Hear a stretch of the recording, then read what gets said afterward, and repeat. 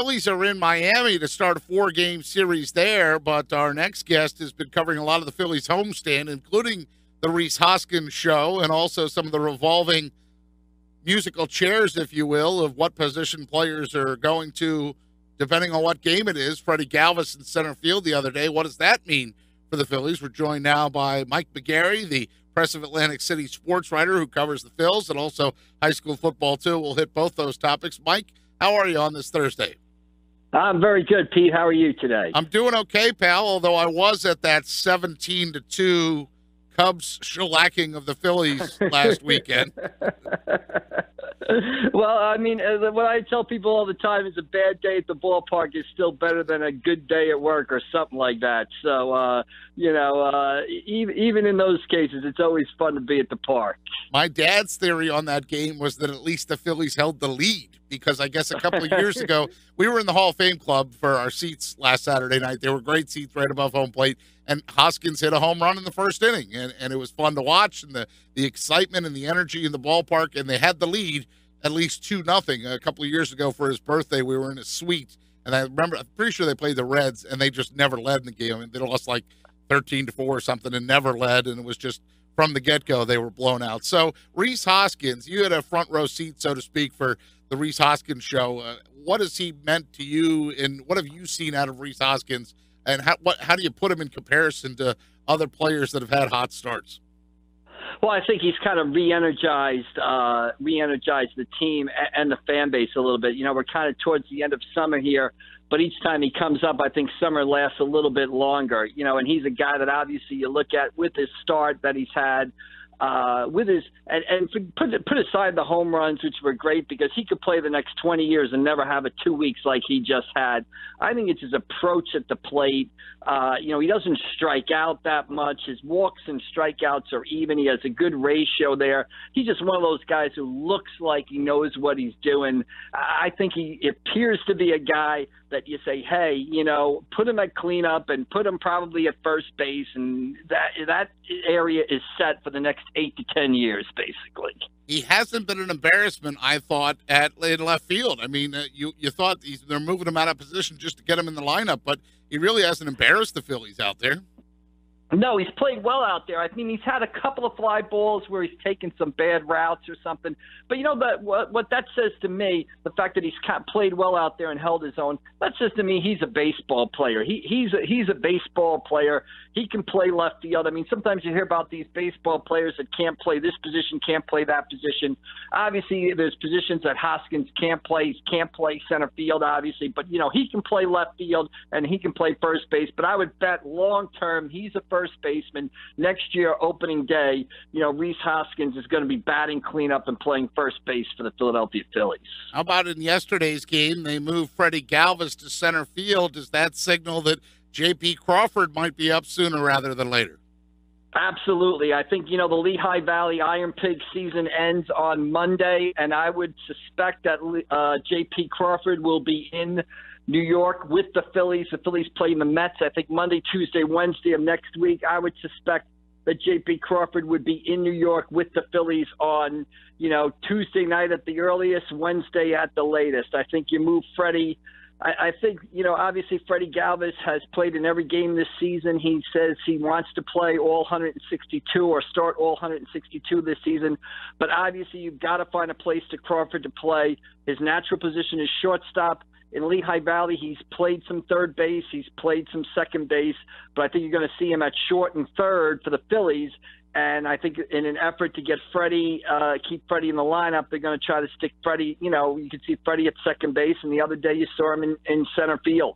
Since you mentioned third base, what do you make of Michael Franco this season, and can he be saved, so to speak? Well, what do I make of him? Not much. I mean, statistically, he's the worst third baseman in baseball, offensively and defensively, by any sort of statistic that you look at. And it's kind of, if you're a Phillies fan, it's kind of disheartening because here was a guy who was going to be, your number 3, your number 4 hitter, a guy who was going to be a cornerstone. And for the second straight year in a row, he just hasn't produced offensively and defensively. Can he be saved? I think he's 24, 25 years old. He hits the ball hard. I think he's too young to sort of give up on him now. But, the fact that J.P. Crawford was taking ground balls at AAA, the fact that Scott Kingery, another one of their top prospects, was taking ground balls at third base. If you're Maikel Franco, that's not good when everybody in the organization is taking ground balls at your position. So I think they're going to call up J.P. Crawford. I think they're going to play J.P. Crawford a lot at third base, not only to find out what J.P. Crawford is for next season, but also maybe, hey, light a fire on the Maikel Franco and tell him, hey, it's time to get in gear here. Nothing's guaranteed. If you want to, play in this position and save your spot, it's time to pick it up. And then there's the news yesterday that Jared Eichhoff has some tingling or a twinge in his arm. The Phillies starting pitching other than Aaron Nola is just a complete mess, isn't it, Mike? Well, I think, that's putting it mildly. The biggest disappointment of the season, we just finished talking about one, is Franco.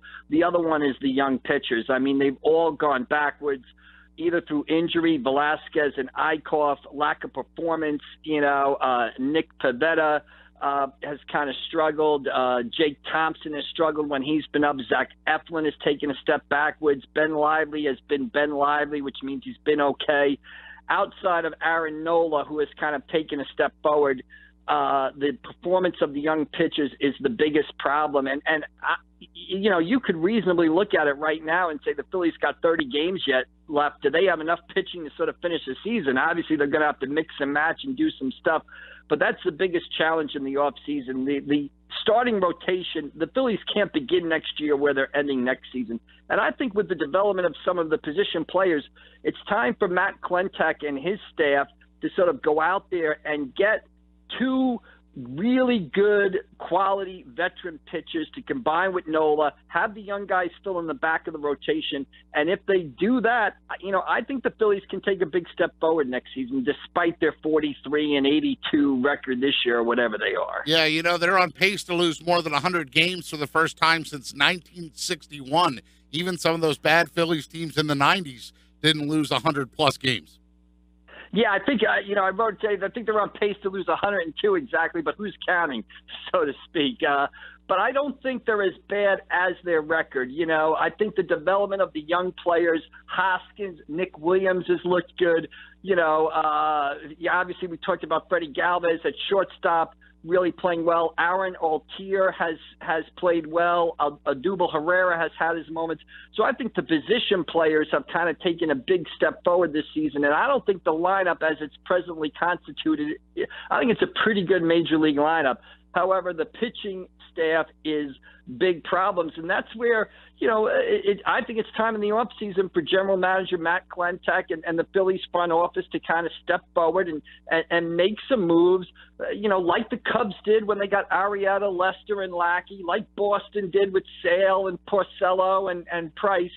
I'm not saying the Phillies are going to be, the Boston Red Sox or the Chicago Cubs next year, but I think it's time with the quality of the young players to get some veteran quality pitchers in here and not just guys on the final year of their deal like a Clay Buchholz or a Charlie Moore. Right, those one-year guys that they're trying to flip too, and then sometimes that works, sometimes that doesn't work. Mike McGarry's with us, the Press of Atlantic City. He also covers high school football, does a great job with high school football for the Press, and I can't believe it, Mike. There's a game tonight. Now, I did this story. I was working for Mike Franco out at SNJ, and he said, hey, make sure you pay attention to those Week 0 games. And I knew St. Augustine played in Week 0, but I guess this Middle Township game tonight, by the way, at 6 o'clock, is as a result of, what is it, Pittman that canceled their program, or who was it that...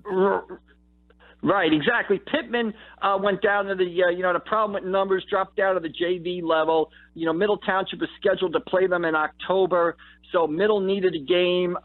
Steiner, which is a school from the Trenton area, 5-5 last season, needed a game too. So they got together, this week in the high school football lingo world that you and I live in and everybody else kind of has no idea about. This is known as Week 0.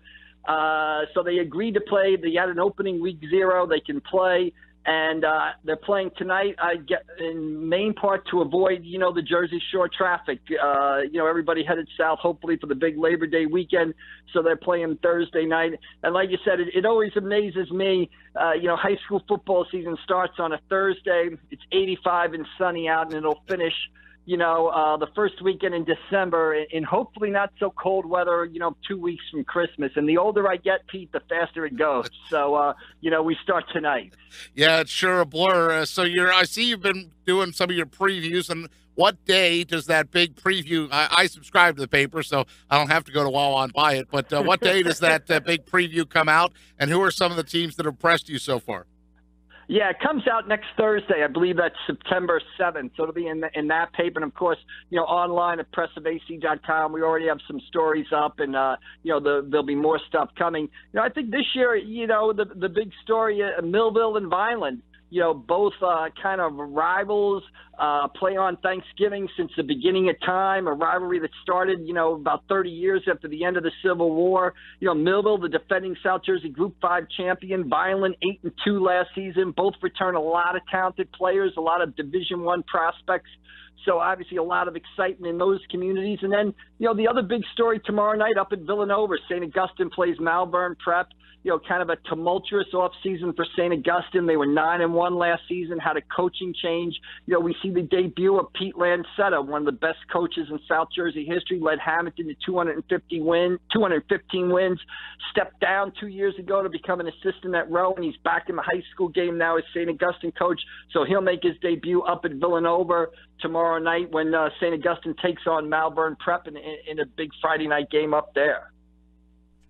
Hey, Mike, it's Josh. I kind of want to ask you about something that's slightly off the field with high school football. I was reading over the NJSIA's release of the banned substances list, and when I was in high school, I was part of one of the first groups of kids who were actually tested for things. But back then, the list was a lot shorter than it is now. Right. And I'm seeing under it now, though, under stimulants, caffeine is one of the things that's listed, and some of the things that are on these. These energy drinks these days, they got a lot of caffeine. They got a lot of these guaranas in there and things like that. And there's some of the things that are in energy drinks today that are actually on this banned list. So what happens with a kid if he is one of those kids who takes energy drinks or drinks a lot of coffee, let's say? What happens to him if he does test positive for that? Well, I think you hit on something right there. A lot of coaches are telling their players to watch out for these stuff, watch out for the energy drinks that you just buy over the counter and stuff like that. A lot of trainers preach caution for that. The limits, the way it was explained to us, the limits of that stuff, you're not going to trip the caffeine marker by downing, 3 or 4 Wawa 20-ounce coffees before kickoff and stuff like that. It's designed to sort of eliminate a lot of the stuff that you mentioned. And there's a lot of products out there that are iffy, and a lot of trainers will tell you that today's players just can't, you just can't put stuff in your body without knowing what's exactly in it and stuff like that. So that is a concern and something, the NJSA has really been at the forefront of as far as around the country, as far as testing for performance-enhancing drugs and stimulants and everything else. Also on the list, I'm seeing that DHEA, which is considered an anabolic agent, is now on the list, which is 7-keto, and that's something you can actually go and buy at ShopRite. I find it interesting, Mike, that this list seems to grow every single year, and it's getting to the point where, I feel like these coaches, they really got to stay on top of these kids, because if they're not paying attention, if their parents aren't paying attention either, it could put the kid in a situation that nobody wants to have. Absolutely. And the NJSA devises that list. They don't come up with that list on their own. They work with, I believe it's the drug lab out in UCLA that does the main testing for USADA and is one of the foremost drug testing facilities in the country, if not the world. So they developed this list, and they are holding these high school athletes to almost the same standard that Olympic athletes are. So, I mean, you're exactly right. There's there's a million supplements out there and a million places you can buy. And I know for a fact that a lot of coaches, one of their pregame talks, one of the trainers, pre-season talks is to tell these kids, hey, just don't walk into a supermarket or a nutrition store and buy a protein powder or something like that and go home and drink it or make a shake out of it, because, there are ramifications like this that, you could put yourself in a jam down the road.